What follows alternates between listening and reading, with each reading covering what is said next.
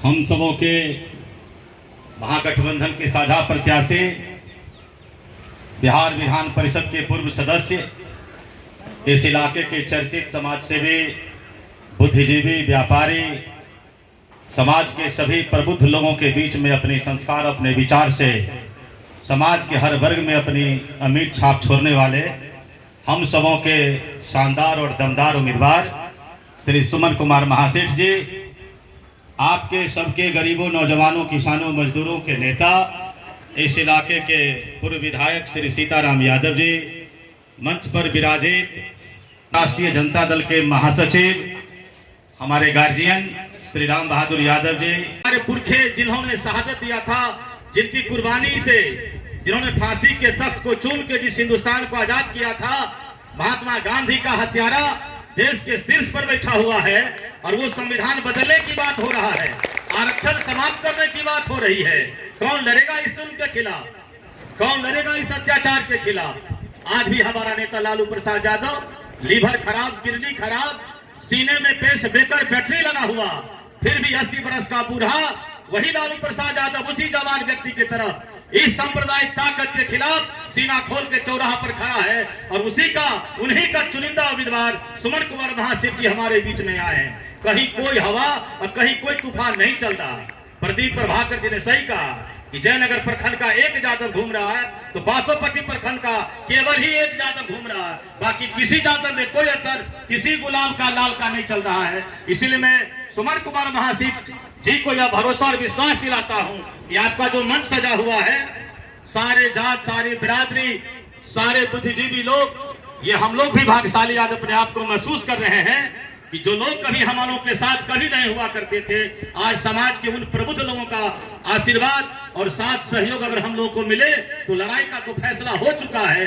केवल हम लोग को 7 तारीख को बूथ पर खड़ा होकर अपने घर, अपने परिवार और अपने गांव का एक एक वोट लेडीज पर्स के छाप पर बटन दबा देंगे, फिर मामला साफ हो जाएगा।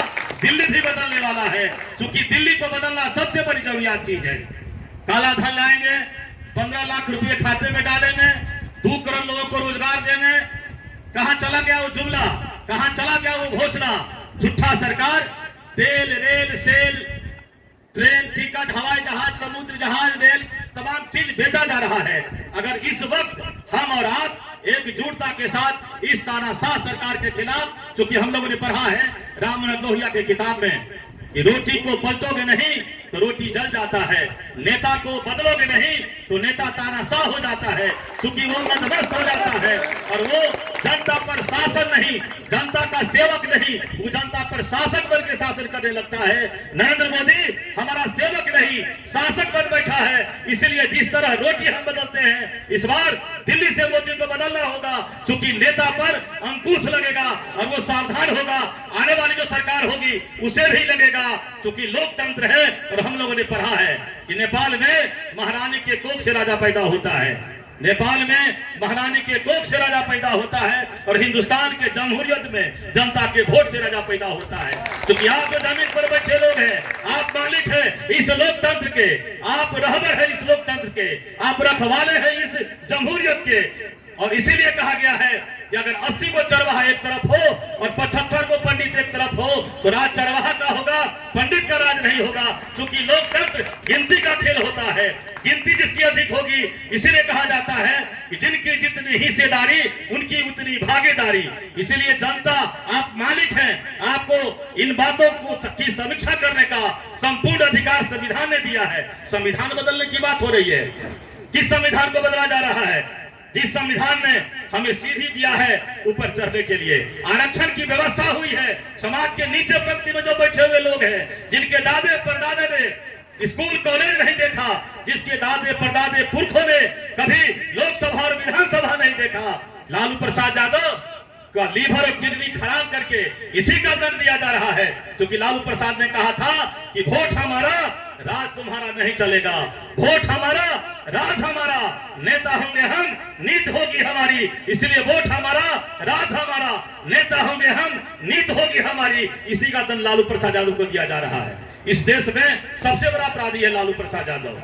अरबों रुपया लेके, अरबों अरब का रुपया लेकर के मेहल चौक से भाग गए, ललित मोदी भाग गए, नीरव मोदी भाग गए, कोई कार्रवाई हुई क्या? कहाँ है सीबीआई, कहाँ है ईडी? आज सुमन बाबू घूम रहे हैं, देखिएगा कहीं ना कहीं इनके हीरो एजेंसी पर, इनके महिंद्रा एजेंसी पर, इनके घर पर भी सीबीआई का छापा पड़ जाएगा, क्योंकि ये सामाजिक न्याय और सांप्रदायिक सद्भाव की ताकत को बल देने के लिए भारतीय जनता पार्टी से रिजाइन करके यहाँ आए हैं, इसलिए इनको भी सीबीआई से पकड़ के जेल में बंद किया जाएगा। केजरीवाल को जेल, हेमंत चुनी हुई सरकार, देश विषम स्थिति से दौड़ रहा है, गुजर रहा है, इस बात को समझना होगा। 5 किलो का अनाज, 4 किलो अनाज हमको देता है, बदले में हम वोट देते हैं, वोट को हम प्रसाद बना देते हैं। हम लोगों ने पढ़ा है कि बहू बेटी के इज्जत से बड़ा वोट का इज्जत होता है। जिस तरीके से हम बेटी के लिए दूल्हा और बेटे के लिए दुल्हन खोजने जाते हैं, हाथ देखते हैं, पांव देखते हैं, कुल खानदान को देखते हैं, चाल चरित्र चेहरा को देखते हैं, 7 पीढ़ी को देखते हैं, फिर मन मिजाज मिलता है तो फिर हम रिश्तेदारी पक्का करते हैं।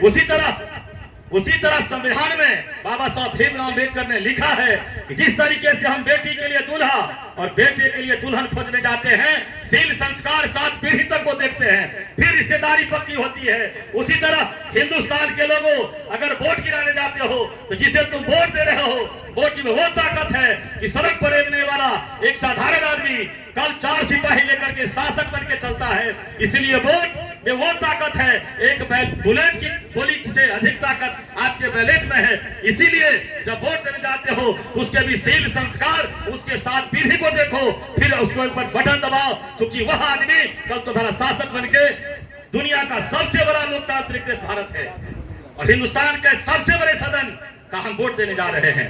ये कोई पंचायत का चुनाव नहीं हो रहा है कि मदन पासवान मुखिया जी गलत हो जाएंगे तो एक बासोपट्टी गांव प्रभावित होगा। हम सुमन महासेठ जी को वोट दे रहे हैं।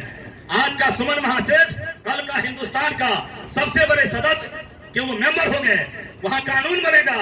रातों रात मोदी ने नोटबंदी कर दिया, रातों रात मोदी ने एनपीए खत्म कर दिया, रातों रात मोदी ने 370 धारा हटा दिया, क्योंकि हिंदुस्तान के सबसे बड़े सदन में उसका बहुमत है। इसलिए आज जिसे आप वोट को प्रसाद बना रहे हैं, वो 4 किलो अनाज और हिंदू मुसलमान के नाम पर जिसे आप वोट देने जा रहे हैं, वो वोट कोई साधारण चीज नहीं है। वो वोट एक बहु बेटी के इज्जत से भी बड़ा वो वोट का इज्जत होता है। इसलिए मैं आपसे दरखास्त और अपील करता हूँ इन तमाम, क्योंकि आज की जो बैठक है सारे राजनीति के रूप से प्रशिक्षित और पढ़े लिखे लोगों की ये बैठक है, ये कोई भाड़े पर लाए हुए लोग नहीं है। हम सारे साथी को जानते हैं।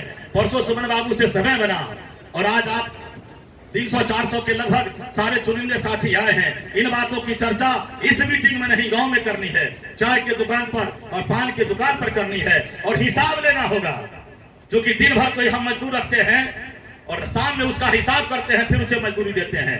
5 वर्ष तक हम लोगों ने श्री रामप्रीत मंडल को अपना एमपी बना के रखा।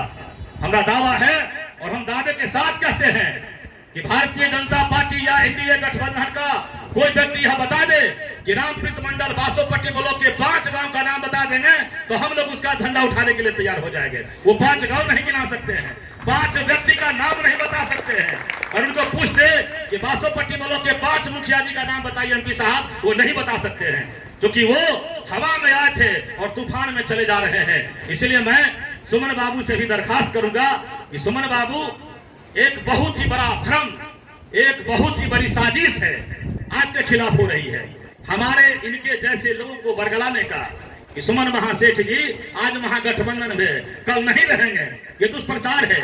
मैं आपसे पूछता हूं, वोट हमारा, कार्यकर्ता हम, और हम इतने कमजोर किसान हो गए कि हमारे खराड़ी पर बैठने वाला आदमी कहीं चल जाएंगे। आज रामप्रीत मंडल को एहसास हो रहा होगा ना, याद है इसी में उनकी सभा हो रही थी, मैं भी पीछे में बैठ के उनका भाषण सुन रहा था। वो माफी मांगते, उनका समय खत्म हो गया। किनसे माफी मांग रहे थे? अपने कार्यकर्ताओं से। क्यों माफी मांग रहे थे? मैं आपका सेवा नहीं किया, मैं आपके बीच में नहीं आया, हमको माफ कर दीजिए। मोदी जी के विकास पर, नीतीश जी के विकास पर वोट दीजिए। इसलिए मैं आपसे अपील करता हूं सुमन बाबू कि हम सारे साथी राजनीतिक रूप से प्रशिक्षित और शिक्षित हैं, क्योंकि 1990 से सीताराम यादव की अगुवाई में हम लोगों ने संगठन और संघर्ष करने का काम किया है।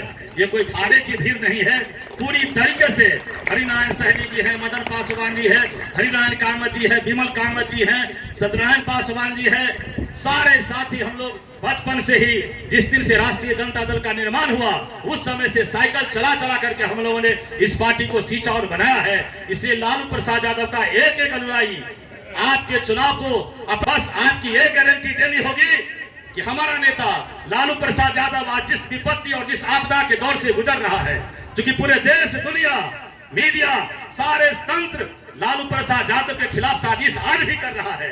वह आदमी जिसने हमें हिम्मत दिया, जिसने हमें ताकत दिया, जिसने हमें आवाज दिया, जिसने हमें सम्मान दिया, जिसने हमें सत्ता का भूख जगाया, जिसने कहा पटना के विधानसभा और दिल्ली के लोकसभा पर दखल करो, ये समाज के गरीबों, किसानों, वंचितों, पीड़ितों, दबे कुचले, छोटे जात के लोगों, पटना के विधानसभा और दिल्ली के लोकसभा पर दखल करो, जिसने हमें हिम्मत और ताकत दिया।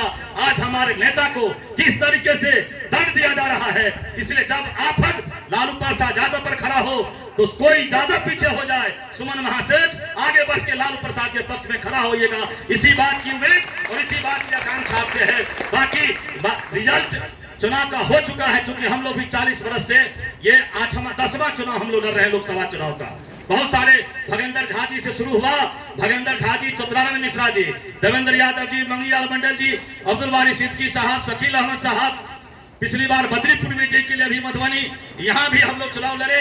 बहुत सारा तजुर्बा और अनुभव है। आपकी बयार, आपका बहार बह रहा है।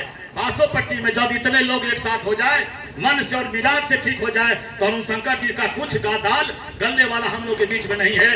इसलिए बासोपट्टी प्रखंड से मेरा विश्वास है कि पूरे लोकसभा क्षेत्र में जितना वोट आप बासोपट्टी प्रखंड में पाएंगे, मैं नहीं उम्मीद करता हूं कि उतना वोट राम बहादुर बाबू के समाजवादी धरती फुलपरास में भी इससे अधिक वोट आपको नहीं मिलेगा। ये हम विश्वास के साथ कहते हैं। इन्हीं शब्दों के साथ आए हुए आप तमाम अतिथियों का